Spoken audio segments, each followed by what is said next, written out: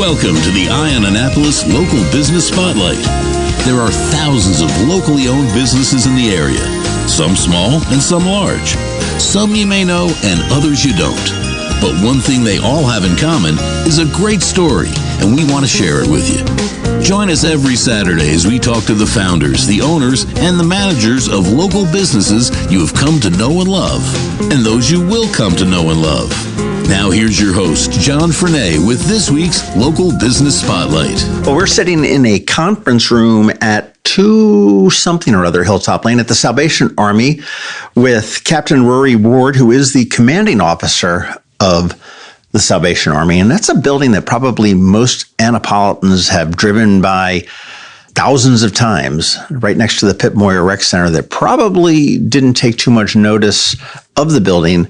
And certainly, I'm going to venture to say, have a limited idea of really what goes on within the walls of this building. But thank you very much for inviting me in this morning, Captain Ward. And what is the Salvation Army? Okay, we all know down at the bottom of the main street and outside the grocery stores at Christmas time with the bell ringing. That's right. Yes.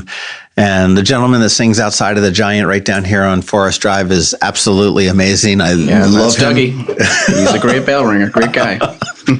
I will join him in song and be embarrassed a couple times when I do that. But tell us a little bit about the Salvation Army and what the greater organization does. And as I look at you, you have a uniform. That's correct. And so there is a literal army element to this with ranks and so forth. Yes, that's right.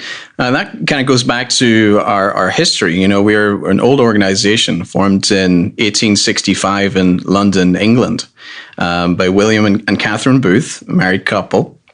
And the Salvation Army element came a little later than that. William Booth, it was during the Victorian times, the British Empire was expanding across the world. And he saw the military structure as an effective and efficient way to get the job done. And today, as you mentioned, the Salvation Army, we're an international organization, 132 countries around the world that we serve in, that we're officially recognized. I would say there's a few that we're still serving in that we're not officially recognized by the government, but still doing good work there. And yes, many people know us for the bell ringers at Christmas time. That's our kind of high profile time. A lot of the rest of the time, we're lower profile, serving the people who are in need. But in regards to the Salvation Army, a little bit more than the bell ringers. I want to read you the Salvation Army's mission statement. This is what it reads. The Salvation Army, an international movement, is an evangelical part of the Universal Christian Church. Its message is based on the Bible. Its ministry is motivated by the love of God. Its mission is to preach the gospel of Jesus Christ and to meet human needs in his name without discrimination. So you can see a little bit more there than the bell ringers. Absolutely. Well, also joining us is Lisa Knoll, who is the Director of Development for the Salvation Army here in Annapolis. And we're going to get into the needs of the building, certainly, but thank you very much for inviting me in as well, Lisa. I appreciate the opportunity to sit here and talk and learn a little bit more. We're honored to have this conversation. Thank you, John. I did not realize that you guys were a religious-based organization, and yes. I noticed on my way in the front door that you do have a chapel. That's correct, yes. Do you have weekly services or... Yes. For us, and again, through the Salvation Army's history, it's always been about holistic ministry. So the focus, again, of our founders, William and Catherine Booth, if you would go back to 1865 in London, England, it was the East End of London, very destitute community at that time. People were suffering, very depressed, many alcoholics, women, men, and children. And William and Catherine, they just had a heart for these people and to raise them up. William was a Methodist minister, a preacher. And so they set up a tent by the most popular pub in the East End. And ironically, it was in a graveyard. And so they started to minister to the people, to bring them in. And what they would do is they would give them something to eat, They would give them a place to wash. Many people just didn't have that. And they would preach the good news of Jesus Christ to them and give them encouragement in that way. So it was the spiritual, the kind of the emotional, and just the practical physical needs as well. And that's carried through our history even to today that we do locally here. Well, it seems to be like the three tenets of what everybody really needs to live a complete life. I mean, and it doesn't, we can talk about different denominations and everything else, but I mean, you do have to have some faith. You do have to have, you've got to have some basic needs met, and you've got to have hope. So, I mean, I think you guys are, right on, where it needs to be. Are you a minister? Yes. So my wife and I, my wife Sarah, we serve together. We're both ordained ministers. So if you come on a Sunday, it'll be Captain Sarah one week, and then Captain Ruairi the next week, and that's how we do things. Yeah.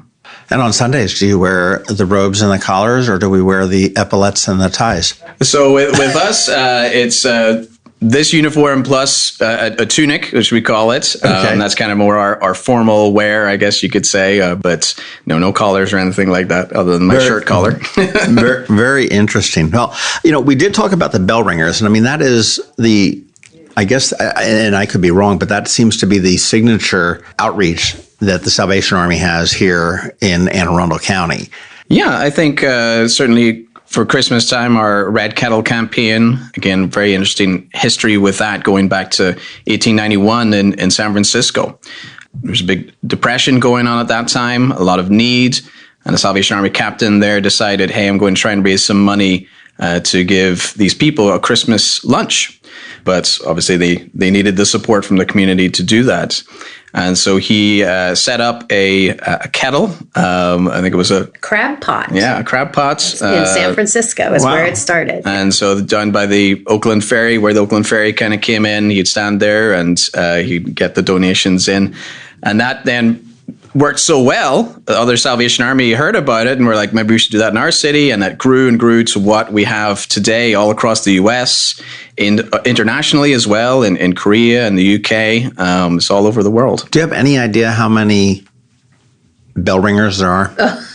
Worldwide? Yeah. Oh, my goodness. So many. Core wise, internationally, we have over 15,000. Yes, there's a lot of Salvation Army churches. I mean, there's about 2 million members of our organization around the world, and that's not counting all the volunteers. I mean, that is the backbone of what we do. Sure, we have kind of our small staff and our volunteers, but it's to the community that we look. And so for the bell ringing, for example, if you want to put a number on bell ringers, that would be difficult because so many people from the community, come and ring as individuals or as part of their church or just a family. It's a fun thing to do as a family and kind of teaching the kids to the importance of giving back. Could be businesses, who come and ring the bell for us. It's open to many people. Yeah. Well, giving back is a huge aspect of any well-rounded, rewarding life anyhow. And I know that Anne Arundel County, certainly through COVID and through, in general, and Annapolis is a very giving community. You mentioned that you've got this very small staff, and I'm probably looking at half of it here. We are lean and mean. But you rely on volunteers for a lion's share of work? Yeah, I think so, particularly at the big times of service like Christmas time. We have our bell ringers. We also have our Angel Tree campaign, which is where we raise toys and so on for families in need in our community. Those have to be sorted. Those have to be bagged. And that kind of in itself is one big operation, and we need a lot of volunteer support for. I know that over the years, the Santa Speedo Run has supported the Giving Tree campaign. I don't know whether it was specifically for the campaign, but I know that some of the toys that they request some of the runners to, I'll use the term runner loosely, to bring in would be delivered over to here. Right. What other type of programs? And I guess, that you guys are involved in. Okay, we've got the bell ringing, which is the Red Kettle. Our annual holiday campaigns include the Red Kettle bell ringing. So they start the 19th of November. And I think we have 15 kettles in so we're the Annapolis Corps is what we're considered here. So we cover most of Anne Arundel County. We don't cover the northern part. They kind of fall under Baltimore. But so for the majority of Anne Arundel County is serviced by our Corps, and we have 15 kettles. And those kettles get placed and are manned, hopefully beginning November 19th and running through Christmas Eve. And they're collected every day. But we have a wonderful resource right now called Register to Ring to help businesses and individuals actually schedule themselves. We just started scheduling people. So it's a huge effort, but very important to us and the causes and the programs and services that we can offer, because we need the resources. A big chunk of resources come in during this holiday season because they know who we are, and we have corporate partners like Walmart, Sam's Club, Giant and Safeway. They all allow us to come, and that's a big endeavor for us. So and press-worthy then too, of course. People know us because you guys are you guys taking credit cards at the kettles now at this point? We are. You can Google Pay, you can Apple Pay, that's right. you can QR code. You can come up. It's a cashless option. You can do it online. We do Red Kettle campaigns virtually, so you can. We have lots of different options for people to.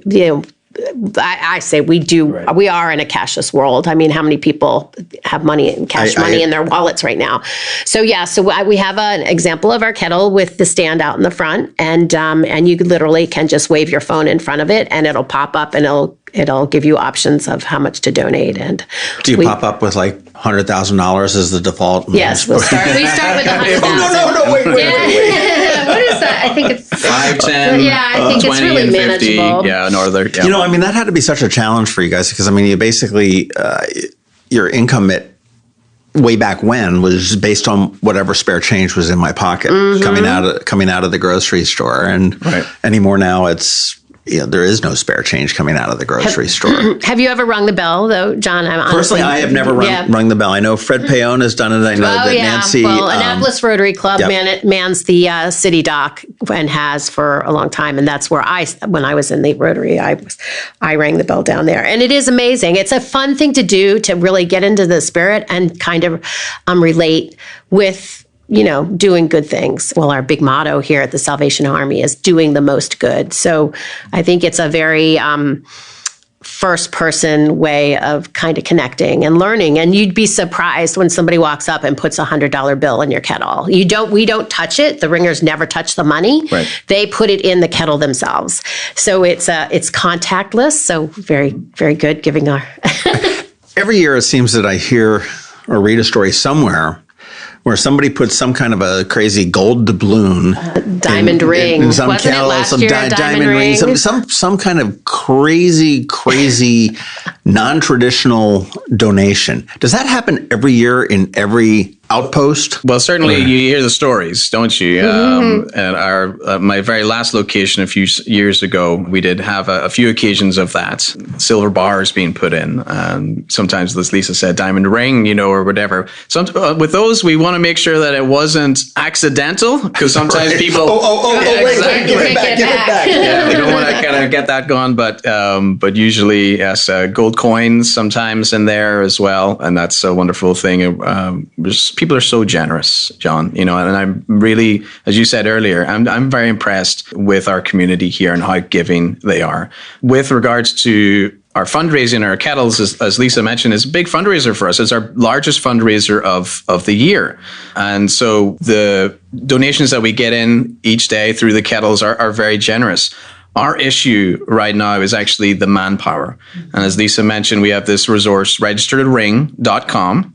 So somebody can go and registertoring.com and they can check out, they put in their zip code and they can see our locations that we have available for them. Pick a day, pick a time. Two-hour shift. Do a 2-hour shift, and it'll help us, cover these because, and we do. I think it's important to note, like we have Severna Park, we have Edgewater, we have Crofton Gambrels, we have Annapolis. So throughout those areas, that's where we have our kettles set up, and they're usually in, of course, the stores know we have agreements with them to be there. So some of them, we collect the kettles at the end of the shift. So we bring them back here and we're able to securely transport the money and count the money and all that kind of stuff, put it in the bank. There have been times, and it's often, we have to depend on some paid ringers, which is surprising when people hear that, but we can't have these kettles out there without. So we somebody ringing. We have to have people there or we're not going to raise anything. So it's a and often that is in itself a service to the community. It's a position, maybe a seasonal position for a grandma who wants to kind of have a little extra for Christmas for the grandkids. It could be that, or those maybe who have some difficulty holding down a long-term position, but can do it for a season in the seasonal work. That's kind of what we see. I think everybody probably gets a little bit more out of it by doing it out of the goodness of their heart and volunteering to do. And it is a feel-good thing, and I think that being accessible and for people to know, and this is why this is so valuable to us, John, is that don't hesitate. Please, check the register to ring, check it out, call us, come in, whatever. But it will help us because then the money that we raise, we give back to the community. And we don't need to have to sing to do it. You can sing. You can, we encourage singing. That's why I've never been asked to ring a bell. You've heard me sing. So we're trying to encourage people to come. As long as you don't deter people from approaching. That's right. What is that noise? I know, right? We want to appeal to people. The money you raise is the largest fundraiser that you guys do in a year, and it's to support the programs. And I do know that you have a food bank down on the lower level behind the building. But what other programs, and let's talk about the programs that the Red Kettle supports. And obviously it's not just that. You're looking for donations 24/7, 365, as anybody is. But what are the other programs? That's what brings the money in, but where are you giving it out through? Certainly the money that comes in through the Red Kettle Campaign that stays local and is used locally here. People can be assured of that. And for us here, of course, we mentioned our social services department, which has our food pantry. We have our clothing bank. We have our hygiene bank and our baby bank. Very important for, of course, baby formula and supporting families low income right now. It's difficult to find baby formula sometimes at this point. We have our utility and rental assistance that's available, and that is supported by the funds that's raised through the Red Kettle. And of course, we have our seasonal assistance as well. So that would be at our Thanksgiving. We give out Thanksgiving baskets through the food pantry as well. And then, of course, our Christmas programs, as we mentioned, the Angel Tree program. But we have started a new pilot program, and Lisa wants to talk about it a little bit. We have just started a school of music, and we have Did you hire Jack Black? Doing the School of Rock? I know, School of Rock. Yeah, something like that. But you may know that the Salvation Army is known for their brass music. So hoping to instruct a little bit of appreciation and education with brass. We do keyboards and we're doing guitar education. So with the pilot program just started this fall, and we have a wonderful youth and music director who is putting together the curriculum. And then we have a new semester that's going to start in January. We were just awarded a little grant from the city of Annapolis, which is awesome, to give us a little kickstart. Well, we are looking to offer 40 scholarships.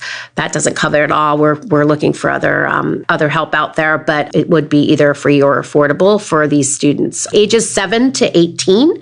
And then we do have the classroom space here in the building. So it's just Tuesday nights, but we're also looking for any musicians who want to volunteer as instructors. There's a lot of talent out there. You know that in this community, most of us have some musical connection, and we'd like to invite people in to try to help Definitely put the word out to the musicians. Just, hey, come on in and I know. help Let's help jam. help the youth, the youth of tomorrow, I guess. Right. Well, I think it's one of those, and at the same time, if we're tapping into the local schools where children are going home, and maybe this is going to expand their horizons a little in a different arts way, that the schools right now are losing so much of it for the funding. The funding is tough on the public school aspect, and I remember there was a gentleman in town who unfortunately passed away from COVID during the whole pandemic. But Robert Eads was just such a advocate for the kids. And I mean, you look at the kids that are getting in trouble. And I say kids, but I mean, that's right. Well, and he says the reason they're getting in trouble is because they have nothing to do. Exactly. They come home from school. There may or may not be a parent there that may or may not be, involved and engaged with them. Mm-hmm. So what do? They hang out on the corner and they're, kicking stones at cars that go by, or whatever, or worse. Right. And he said, he was such an advocate for get the kids to the rec center, build a basketball court in their neighborhood to let them do something, let them be active, let them learn whether it's a skill. I mean, I've been an advocate for putting like some sort of a business incubator in some of the public housing communities. And this is just absolutely wonderful to turn around and, because I mean, a love of music is a lifelong hobby, skill, avocation, career. And I kicked my mother when, if she had only forced me to do piano. Funny. I'm still so mad. I can't sing or play. I was at a function at a church the other night, and they were singing some things, and I realized why I'm so horrible at singing is because the hymnals, they take like real words and break them up. Oh. So like it's B space hold, and I'll be going and B hold as opposed to like the behold. And so I think that's where my mind doesn't work as far as the singing goes. But I mean, it's a wonderful program to be able to bring in. And obviously, I mean, you mentioned as far as scholarship goes. So obviously, it is tuition based as well for those that can, that can afford the tuition or a partial tuition But in reality, if we could offer scholarships to every single one, then that would be a win-win. It's just a matter of finding those resources to help support it. But we're going to figure it out, and we're going to be in touch with the schools and see who we can get in here. And I think that in regards to the singing and, musical acumen, that kind of thing. But it's like athletics. We're not all born natural athletes, but you can try. And I think trying is, as much as my mother moved our piano into our unfinished basement. So I took piano, but I had to practice in a dark basement. So I blame her for the fact that I don't play piano right now. We're all blaming our mothers here. That's right. They're not here to defend themselves. Might as well. But yeah, I just remember that. So I also took tap dancing, and I had to tap dance in the basement as well. So that was very cool. I'm not a tap dancer anymore. No. So just give it a try. There's places it's worth to do a try. That. You don't know what musical geniuses that's are true. out there. During COVID, I did buy a guitar and tried to self-teach myself, and that didn't work out too well. Come on and help instruct. Although I may donate the guitar. Oh, there you go. Well, I mean that's no. I think that might be a better use of the guitar than me trying to play it, is to let somebody that has a chance with it. But I didn't realize that the depth of the Salvation Army and what you had. I mean, you mentioned the clothing, not pantry, but the closet. Yeah. Closet. Yeah. I didn't realize that you all had that. I didn't realize that you had for lack of a better, the baby pantry, and nutrition. I want to kudos to some of our legislators. I think Sarah Elfreth was one of the lead one on that to ixnay the tax on diapers and formula and stuff, which I think is going into soon or already has. But I just remember when my kids were little, just the cost of diapers and formula is just astronomical. Yes, absolutely. And you think of folks that are on as we all are on some sort of a limited income. If people are indifferent, but when you've got somebody that is on the lower income side, that's just such a huge chunk, and it snowballs when you've got if you've got to turn around and you have to have your child in diapers and stuff like that. Then where does the other where do we squeeze that other tube of toothpaste? Yes. Where do we make hard decisions with our finances? Yes. And then at that point, are we turning around and, buying crud food? Yes. Which morphs into health issues, which morphs into, it's just this never ending thing. And again, go back to, just the slightest little bit of opportunity and most people can survive, and a little bit of help. And we all need to get, it's the Beatles song, we all get by with a little help of our friends. And at some point, I know there have been periods in my life when I have been so thankful for that hand that comes down and says, here, let me help you up. Yes. And, I've been fortunate enough that, now I seem to be on my feet and not stumbling. That's from a metaphorical type of thing. I'll trip over the curb on the way out of here. But yeah, John, I think that for us in the Salvation Army as an organization, you go to any Salvation Army, even around the world, and it won't look the same, because it's dependent upon the community needs. What is needed in the community? And then the Salvation Army tries to direct our services to meet that need. And so for us here, that's how we've developed these programs.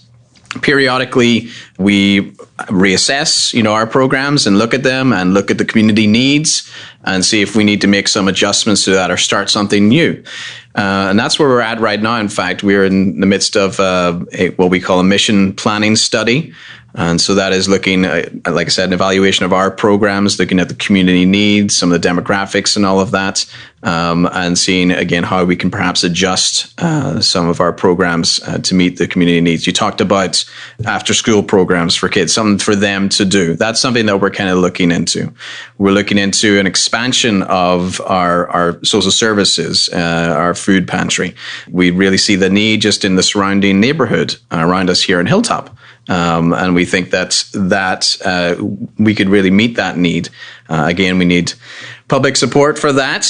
Sure. We are, adding and growing to our advisory board, who are members of the community that support us and give advice and advocate for us. So we're looking to grow that. We've expanded a couple of new members this year, but heading towards, eventually a capital campaign, hopefully, for that. And with that, again, we need that support. Do you have enough room here in the building for all that you do, or all that you want to do, I guess? Yeah, I think that for us here, we have a great sized building. When you look from the road in Hilltop, it's kind of just looks like a kind of a small place, but we kind of had a little walk around before we got on here, and it goes and it goes and it goes, but we just kind of maybe need to adjust some of the footprint downstairs. Our social services, it's kind of crammed into space that wasn't built for it. We're very good in the Salvation Army at making things work and making things just function and doing our best with what we have. Yeah, exactly. Figure out a way to get it done. Figure out a way to make it work, right.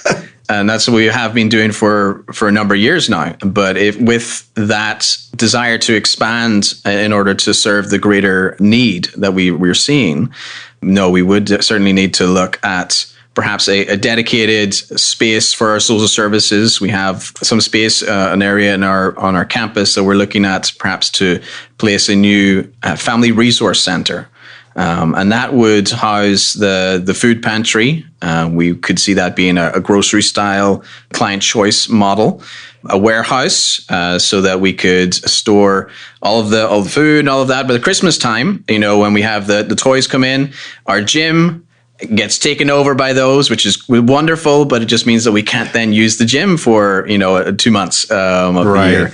And we have partnerships with, the Annapolis Soccer Club, and that's a little bit of the West Coast of that's my West Coast coming through there. Yes, Ruairi's from Washington State. That's right. Our last place was in Washington State, Bellingham, Washington, up near the Canadian border. Yes, but the Annapolis Soccer Club, great partner with the Salvation Army here for a number of years. And in our time here, we've actually expanded. Usually they have their indoor winter futsal from January through to the beginning of March, usually. This year, they're doing some of their fall training inside.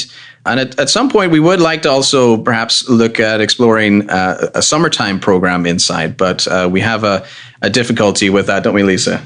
Well, we lack air conditioning, so our gym, which is a beautiful gym, and my kids played futsal here, so that's how I knew this Salvation Army. But we are a little limited in the fact that we do not have air conditioning. So and the two back doors on the metal steps don't we have ventilation, which is great. It's helpful and everything, but we would like, I was going to step in before we wrap up and just say that part of what we are looking to achieve is to tap into some more grants and opportunities to enhance access and our ability to serve more people. The gym is one thing that we would very much like to update, and with the air conditioning is something we're looking at. In the food pantry, we talked about this on the tour, is that we have some other providers that are interested in donating food, but we need a refrigerated box truck that can pick up pallets,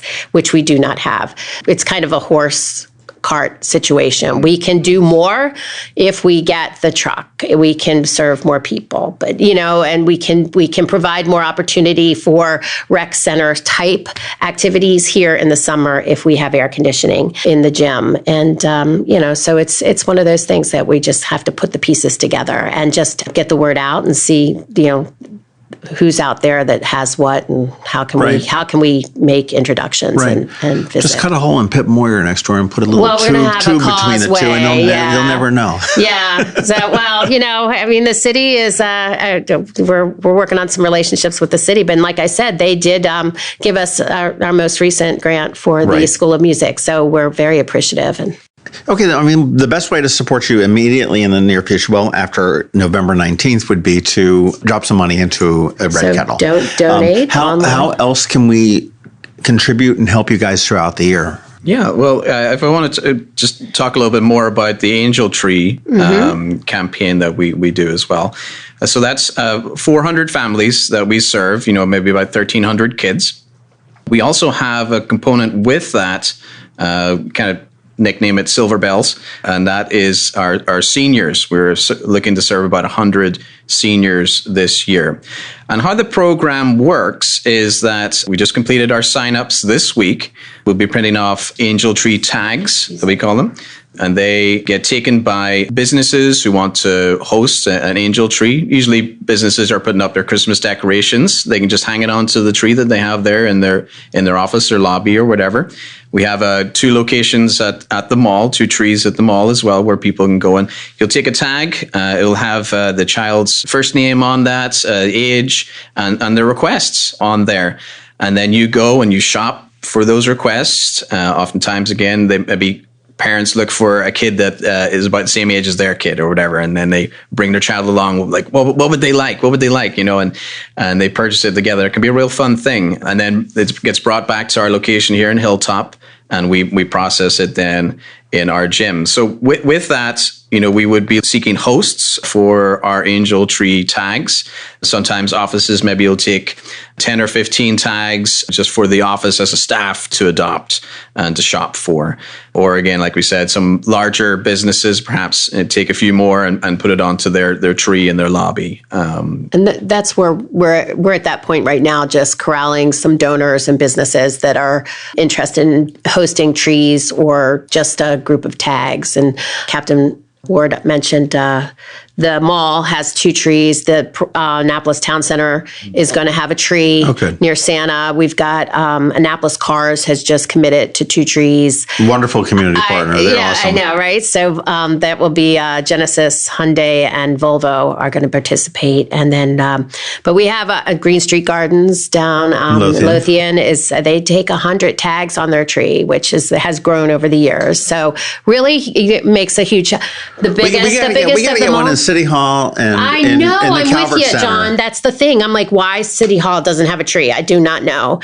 But Annapolis Yacht Club does a tree. The biggest that we have is Naval Academy. That's right. Midshipmen's, the six company does, they call it the Giving Tree, and they have committed again this year. They actually take 500 tags. Right, that's right in Bancroft Hall. Yes, Bancroft Hall. It's a big to-do, and they do an amazing job. We're so very lucky to have them as a partner. So, how many tags in a year get turned in. I mean, I'm just thinking you're processing these gifts. It's a huge task. It is. And that is part of the miracle of Christmas in a way, is that it happens, but also seeing the gifts come in is just wonderful. And the bags fill up in our gym is just a really heartwarming. It blesses me a lot. And particularly in the midshipmen, and seeing them and knowing that they're students and they're giving of themselves as well to adopt, a child for Christmas time.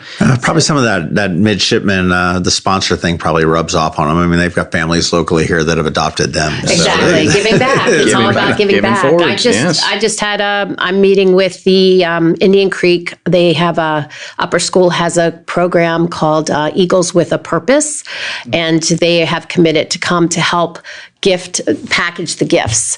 So on December night, so we'll have at least a solid week where we'll take the gym and all those toys and all those gifts will be triaged basically. And so this connection was made through a couple people, and now they have a class of 18 kids, upperclassmen, and that's one of their civic outreaches. And I think it's amazing because it really plants that seed, hopefully, to become a better citizen. I do love that public schools and private schools all do usually have some sort of a service requirement within their curriculum. Some go a little above and beyond, which I think is, agreed. I mean, some are just, right. So check off the box and move on. So it's good to, plant the seed. That's wonderful. So, we can obviously come in here, and we're 270 something? 351. 351? Hilltop Lane. That's okay, next door is 275. We're 351 Hilltop. I mean, we can come in here and we can drop off a check. Absolutely. Apparently, we can go to the sample pot there and wave our phone in front of it too. Right, you can. Checks are accepted at Kettles as well. So we cashless, and it doesn't have to be just at Christmas time. But we're here. Our doors are we're open every day from Monday through Friday, 8:30 to 4:30. But even more at Christmas time. We're pretty much here all the time. But that is certainly a great way to support and to help. And as Lisa mentioned, our distribution is December 13. People can sign up to help us with that and with the actual distribution day. But also, as Lisa mentioned, the week before that, the week of December the 5th, people, groups, businesses can sign up to help bag the gifts and organize all of that through that week ahead of the distribution. Yeah, we have some pretty impressive pictures from past Christmases where the gym is just piled with fun stuff, smiles, future smiles. What don't we know about the Salvation Army that would surprise us? Well, I think that one thing that maybe not a lot of people know is the Salvation Army is an emergency disaster response organization as well. So down in, of course, Florida right now, many of my colleagues down there are just working their tails off to help people and serve them. And even them in the midst of their own disaster, their homes potentially flooded and that kind of thing. The Salvation Army started as a disaster response organization really about 1900, but came alive in 1906 fire and earthquake in San Francisco. And from then, we've always had that be part of our organization. So each officer, like myself, is trained in emergency disaster response. And that could be locally, of course, the coastal flooding that we have here, that could be nationally. I could be drawn to serve down in Florida right now, or it can be international. For example, a few years back, of course, Haiti and Dominican Republic and the earthquake there, Salvation Army going and responding. We send in teams. It's really very organized, partnering with effectively with the Red Cross and other government organizations down there. And here locally, we also have a good relationship with the Office of Emergency Management as well for smaller things here. Well, it's good to know they've got somebody to lean on if they need it. That's right. A big role of the Salvation Army is to actually support the first responders. So we'll have our mobile canteens, and those are essentially big food trucks. And we go and prepare meals and serve the firefighters in the fires in California, for example, or the police if there's kind of a big situation. We've had occasions here locally where maybe power has gone out in an apartment building and they need somebody to come along and just have some meals. Interesting. Bag lunches or something like that. Just something to eat for people, yeah. You mentioned that disaster started at the fire in San Francisco. It seems like San Francisco is sort of the epicenter of the good ideas that come for the Salvation Army between the Kettle Campaign and the... Well, it was very early, very early on. The Salvation Army, of course, looking at American history, San Francisco was the big city, right. On that coast. So when the Salvation Army started the work over on the West Coast, it was first started in San Francisco. And that's where they were headquartered in the West Coast for a long period of time until, of course, LA grew and became more significant. True. Yeah. Well, we are in an area, and I've talked to several people in the giving realm, the food bank and community foundation and whatnot. And I mean, you think, okay, well, COVID's done, we're cool. And without exception, everyone is saying that the need is still exactly where it was.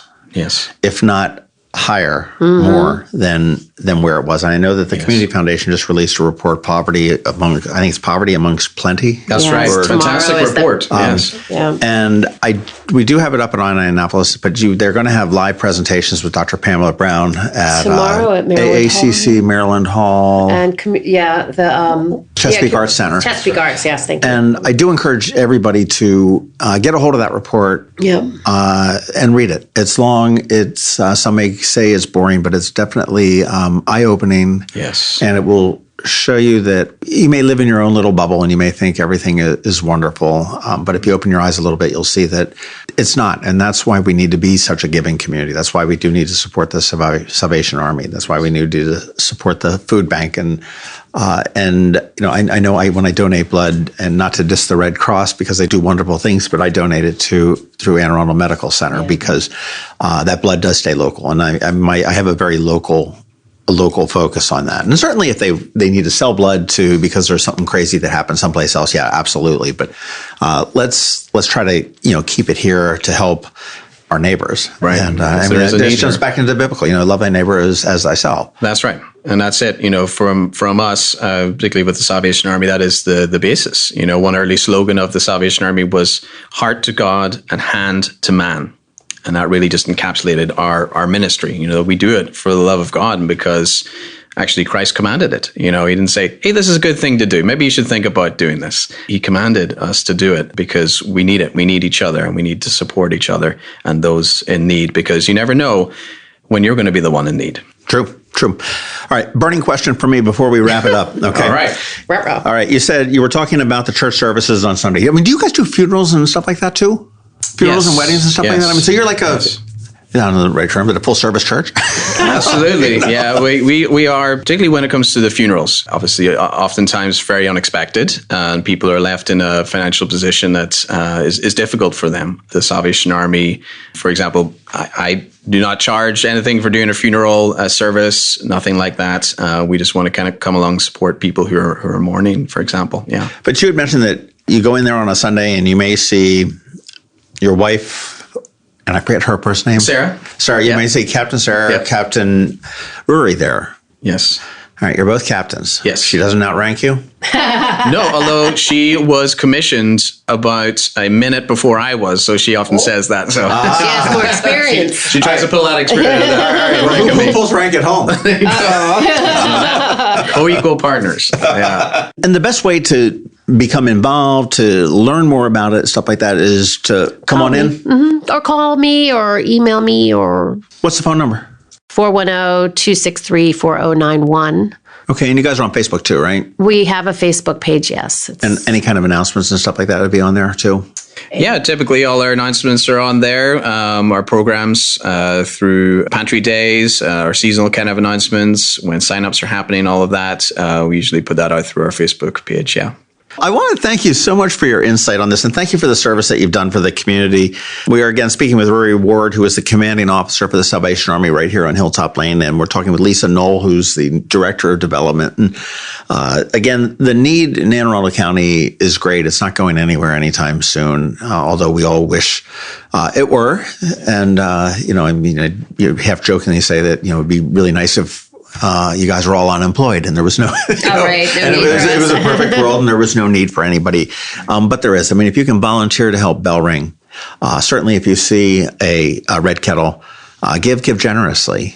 If you've got a crazy 19-carat diamond ring that you're just dying to get rid of, drop it in the thing, and they'll get it appraised and figure out how to convert that into much needed cash to work for the initiatives. I mean, we've got a great music program that's budding here. We've got the pantries, we've got the closets, we've got baby needs, we've got senior needs. And you've got some great things that you're looking to move to the future. I mean, if anybody has a refrigerated box truck, give them a call. Call Lisa. And we look forward to seeing the expansion. If you might look to expand at some point, and I realize those are all sort of baby steps and sort of pie in the sky. Yeah, it's the vision for the future, John. It's really what we want to do, because we're determined, like I said earlier, to meet that need and to help and to expand ourselves to do that. I think we want to do that.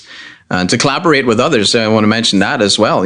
Partnerships is the key. This is a really collaborative community again. And that's what we're looking to do also, is to expand our partnerships, our collaborations with others, because no one organization can do this all alone, right? True. So. Very true. Very true. Well, I'll tell you, as a good friend of mine says, I'll steal his little hashtag, but thank you for making a difference, because you really have made a difference in the community. And I thank you so much for everything that you have done, are doing, and continue to do. Thank you, John. Thank you. Thanks for listening to this week's Local Business Spotlight. Please make sure to visit eyeonannapolis.net for all your local news, events, and opinion. And in case you haven't already, please subscribe to the Eye on Annapolis Daily News Brief, where we bring you all the day's local news direct to your phone, tablet, or computer in about 10 minutes. It comes to you at 6 a.m. every Monday through Friday, and you can subscribe on Apple Podcasts, Google Podcasts, or wherever you get your podcasts.